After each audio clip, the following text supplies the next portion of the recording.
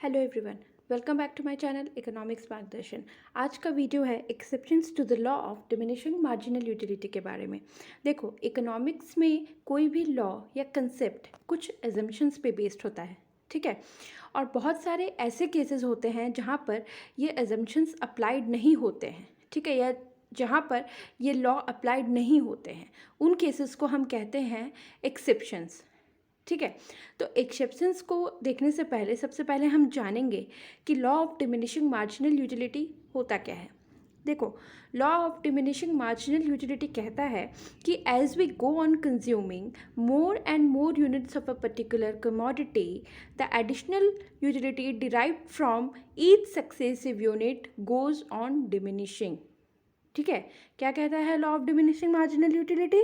That as we go on consuming more and more units of a particular commodity, the additional unit of a particular commodity, then the additional unit derived from each successive unit goes on diminishing, ठीक है।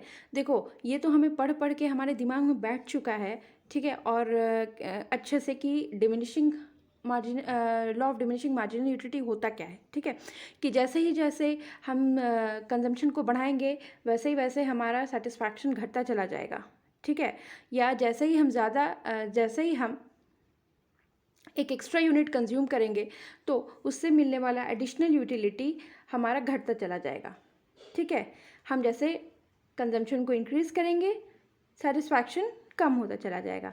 वो हो गया law of diminishing marginal utility.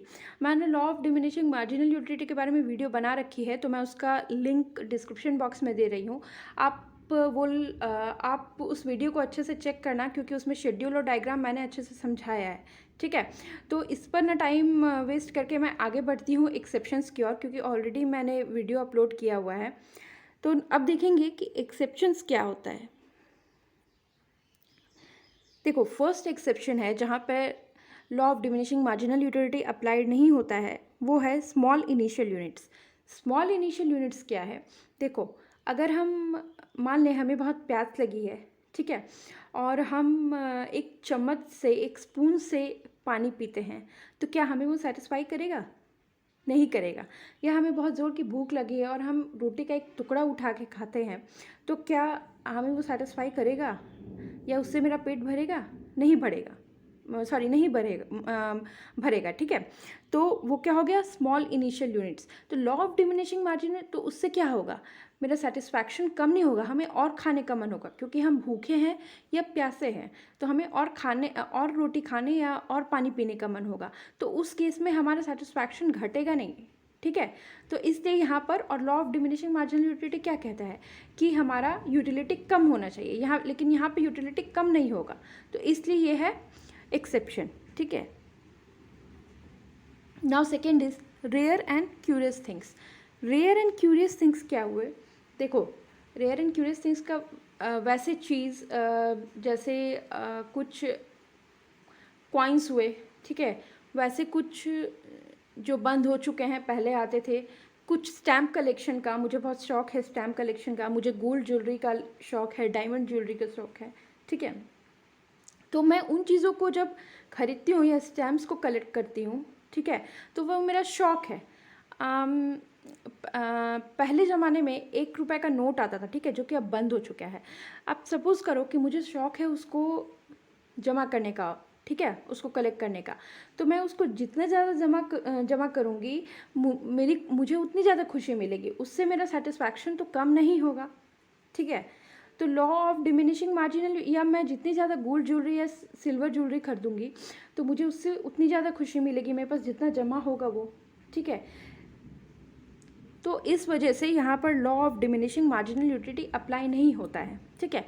हालांकि कुछ economist ने ये कहा है कि एक सर्टेन पीरियड ऑफ टाइम आता है या पॉइंट ऑफ टाइम आता है जिसके बाद, देखो, हम कलेक्ट कर करके हमारे पास ढेर सारी जमा हो जाएगी, तो शायद हमारा सेटिस्फैक्शन कम होने लगे, ठीक है। फिर हम उसको क्यों कलेक्ट करेंगे, ठीक है।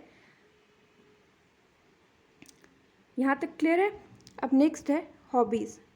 देखो, हॉबीज़ में क्या है, सपोज़ मुझे पेंटिंग बनाने का बहुत शौक है, किसी म्यूज़िक को सुनने का बहुत शौक़ है, मुझे पढ़ने का शौक़ है, या मुझे कोई पोइट्री लिखने का, कविता लिखने का बहुत शौक़ है, ठीक है। तो उस केसेस में क्या है, मैं अगर अपने पसंदीदा गाने को बार बार सुनूंगी, ठीक है, तो मुझे मेरी खुशी कम नहीं होगी, या मेरा सेटिस्फैक्शन कम नहीं होगा, मुझे उससे और ज़्यादा सेटिस्फैक्शन मिलेगा, है ना। इसलिए यहाँ पर हॉबीज़ के केस में law of diminishing marginal utility apply नहीं होता है, ठीक है। लेकिन देखो, कुछ इकोनॉमिस्ट का मानना है कि ये लॉ कंटिन्यूटी और होमोजेनिटी के अजम्पशन को वायलेट करता है। कैसे वायलेट करता है कि मान ले, अगर homogeneity means same shape and size के अजम्पशन को वायलेट करता है, ठीक है, और कंटिन्यूटी के अजम्पशन को वायलेट करता है। कैसे? मान लो मुझे पोइट्री लिखने का बहुत शौक़ है, ठीक है, तो मैं अगर कोई कविता लिखूंगी या कहानी लिखूंगी या कोई पेंटिंग बनाऊंगी, तो मैं थोड़ा सोचूंगी तब आगे बढ़ूंगी ना, अचानक से तो मैं कुछ भी नहीं लिख डालूंगी। तो इस वजह से, या मैं कोई पेंटिंग बनाऊंगी तो अचानक से तो कुछ भी नहीं बना डालूंगी, मैं थोड़ा सोचूंगी कि क्या बनाना है, या पोइट्री लिखूंगी या कहानी लिखूंगी तो मैं थोड़ा सोचूंगी कि क्या लिखना है उसके बारे में, ठीक है, तब मैं लिखूंगी। इस वजह से ये कंटिन्यूटी और होमोजेनिटी के एजम्पशन को वायलेट करता है। Okay, now fourth is माइजर। माइजर क्या हुआ? माइजर हुआ कंजूस व्यक्ति, ठीक है। तो कंजूस व्यक्ति क्या है? कंजूस व्यक्ति जितनी ज़्यादा पैसे को जमा करेगा, उसके पास जितना जितना ज़्यादा स्टॉक ऑफ मनी होगा, वो उतना ज़्यादा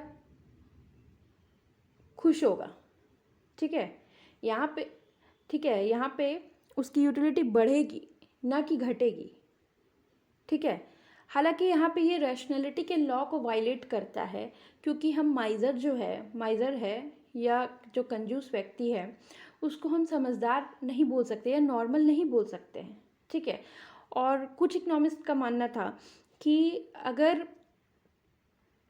जो माइजर होता है, ठीक है, उसके पास चाहे कितने भी पैसे जमा हो जाए, लेकिन वो अपनी बेसिक नीड्स पे तो खर्च करेगा ना, ठीक है। वो बेसिक नीड्स पे, फूड एंड क्लोथिंग पे तो खर्च करेगा। भले ही एक ऐसा है कि उसके पास गोल्ड सिल्वर या डायमंड उसके पास जमा है, तो वो उस पर नहीं खर्च करेगा, ठीक है। तो बहुत सारे इकोनॉमिस्ट का मानना है कि एक पॉइंट के बाद यहाँ पे यूटिलिटी घटनी शुरू हो जाती है, ठीक है, क्योंकि वो कुछ ना कुछ, भले वो भले ही वो गोल्ड या सिल्वर पे खर्च नहीं करे, लेकिन वो बेसिक नीड्स पे खर्च करेगा, ठीक है। तो गोल्ड एंड सिल्वर जब वो जमा कर लेगा तो उसकी यूटिलिटी क्या है, कम होने लग जाएगी, ठीक है। तो ये रैशनैलिटी के लॉ को रैशनैलिटी के एजम्पशन को वायलेट करता है। नाउ एडिक्शन क्या है?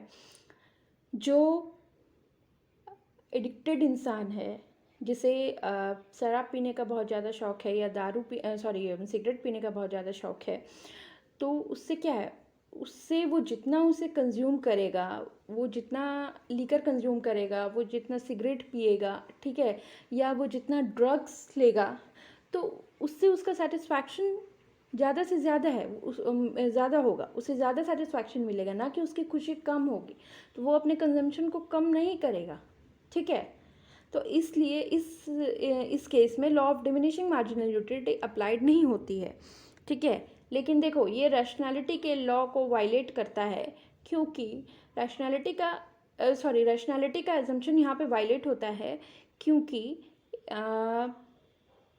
एडिक्टेड को हम नॉर्मल इंसान नहीं कह सकते हैं, ठीक है, रैशनल कंज्यूमर नहीं कह सकते हैं।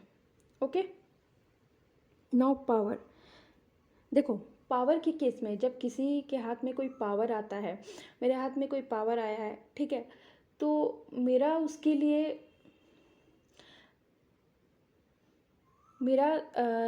सेटिस्फैक्शन कम नहीं होगा। मेरे हाथ में जितने ज़्यादा पावर आएगा, मैं और ज़्यादा पावर की इच्छा रखूँगी, ठीक है। तो लस्ट फॉर पावर बढ़ता है, ना कि घटता है, ठीक है। तो इस वजह से